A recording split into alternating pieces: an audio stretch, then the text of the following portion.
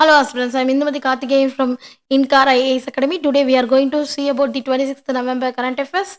The topic is feminist ideology, which is taken from the daily edition, and also this topic comes under the our GS2, the same Indian constitution, and also the preliminary topic of Indian polity and governance. In the Indian scenario, even calling the framers of the Constitution of India as founder father is very patriarchal and also paternalistic.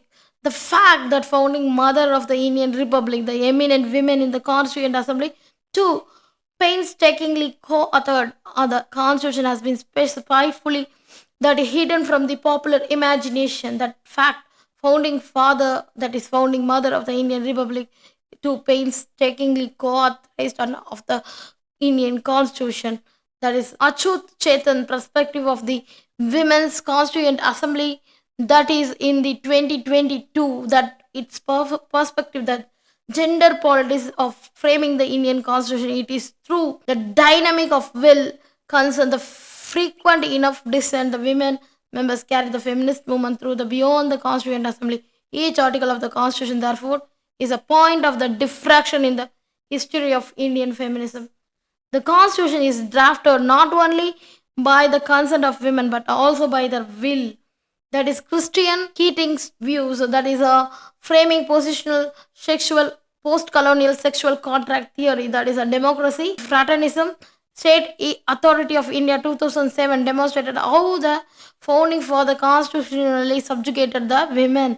The Constituent Assembly struggled to reconcile and also the commitment to an egalitarian society with the effort to build the consent for the political authority of a new Indian state.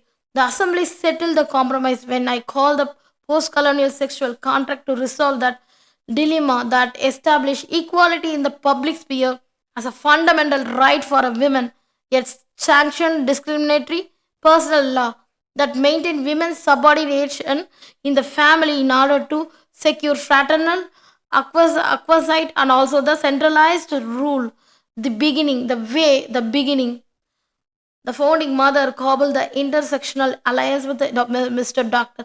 B.R. Ambedkar for the realization of social revolution. They shared the skeptical attitude towards the romantic celebration of Indian culture, which is deeply anchored in the Brahminical patriarchy, and also the Amrit Kaur, a prominent founding mother of the Constitution, asserted in the 1932 the women of India were no longer willing to submit the standard, whether local, political, or ethical, which had been set for them to the male concerns of the community.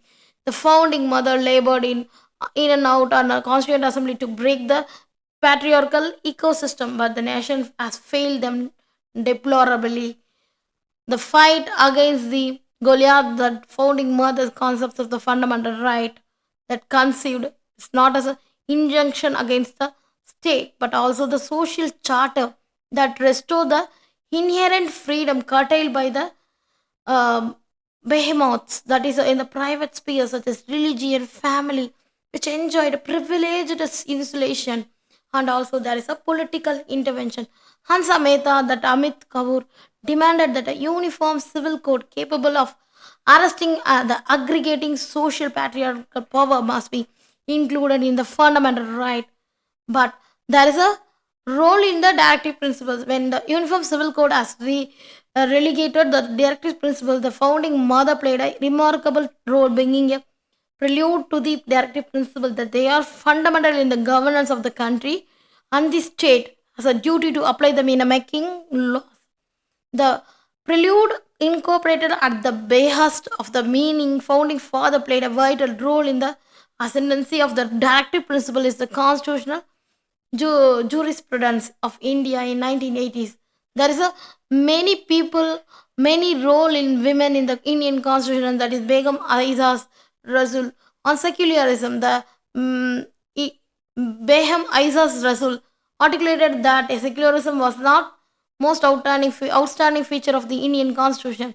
Hansa Mehta, in the subcommittee of the fundamental right, Hansa Mehta tried to limit the right to religion as she believed that it would curtail women's right to equality, social reforms such as the abolition of the child marriage. Hanta Mehta and Amir Kaur demanded in the free practice of religion by replaced by the freedom of religion worship as a constitutional balance of the religion would impede Indian women's emancipation, and also Amrit Kaur dissent on the freedom of religion. He vigorously undercovered the anti-women tendency of religious practice, that is unbridled freedom of religion would not be only the bar for the future legislation.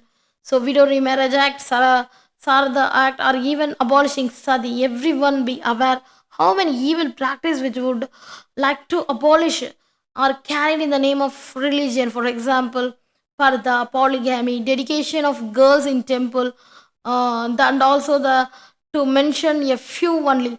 But a man's right of religion versus women's right to the equality and dignity, a disheartening chapter in the life of the Indian public, is the man's right to religion conquered the women's right of the equality and also the dignity of the women.